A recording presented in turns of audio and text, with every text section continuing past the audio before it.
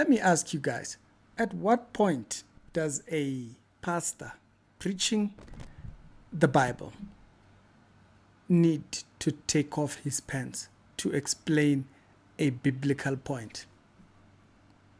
Now, that might sound funny, that might sound awkward, but a pastor felt that there was a need for him to do that.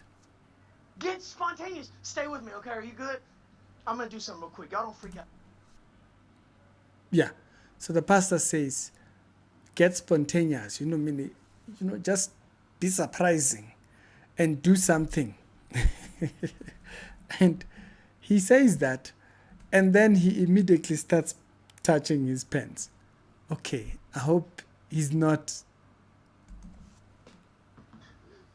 When I was younger, you know what I would do? I always wore some basketball shorts under my pants. You know why? Just in case someone wanted to hoop. It was school, it was work, it was church, it didn't matter. I always had basketball shorts on. Why? I always had time to hoop.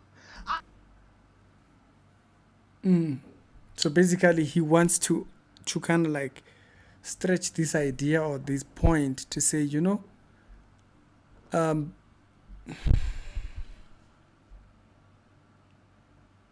always be ready. So you would think to yourself, does the point of always be ready need a person to actually take off his pants?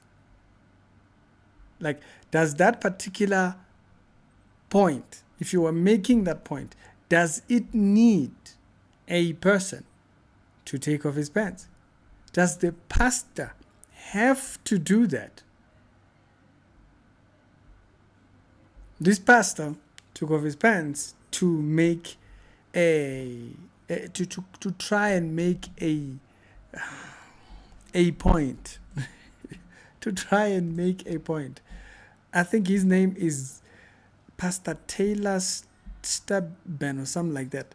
Pastor Taylor Stubben. I think if I'm not wrong, the name of the church is a different church. Okay, that's the name of the pastor. That's the name of the man of God there. His name is Pastor Taylor from different church. That's the name. If you were looking for it on YouTube, it's called different church. Yeah, now that's not the point. He likes a little bit of hip hop, likes a little bit of, basketballing and all that kind of stuff, Pastor had something to say. He thought, this is why there's ground. There's all these things, your hermeneutics and whatnot. There's ways in which a person breaks down a message. And there's lanes in which a pastor does not have to go in order for him to make a biblical point. Paul says it like this. He says, we do not preach ourselves. That's the way Paul puts it. We do not preach ourselves. We're not trying to use ourselves to make a biblical point. Otherwise, you step outside of that, you can get into trouble, or you can bring in a lot of trouble. You can bring in a lot of problems. People, pastors, overstep. Pastors overstep biblical boundaries because they feel like they have to, like you were saying, be spontaneous. They feel like they have to make a point. And it creates problems because once you start getting into that field where you are doing it by yourself, it gets very dicey. You see, we keep the Bible where we found it. We explain it the way we found it. We don't try to stretch. We don't try to make a point. We don't try to maybe it'd be better if we maybe it'd be better if you added a bit of stew on it. The moment you try to add anything to the Bible, you'll create problems very quickly. And this is just one of those examples. We don't do that. We do not add to what the Bible puts out because it creates problems. So if you didn't see this post was made by Pulpit and Pen. You can actually see the post right there. They posted the video and they showed. It's just wild, the level at which he was willing to go just to make a biblical point. You don't need that. You don't need to shock viewers in order to make a point. If you are making a discipleship point, you can do that without having to take off your pants. It feels funny that you have to literally say that. We are in a day and age where you literally have to say, hey man, you don't have to take off your pants. But hey, what can we say? Men wear pink outfits and pink tracksuits. It gets very dicey. We do not have to add ourselves. We don't have to add more than what it says in order to make the point. That's why there's a lot of people nowadays who come up with all these fake visions and whatnot, and the goal is to shock people, to get people to listen.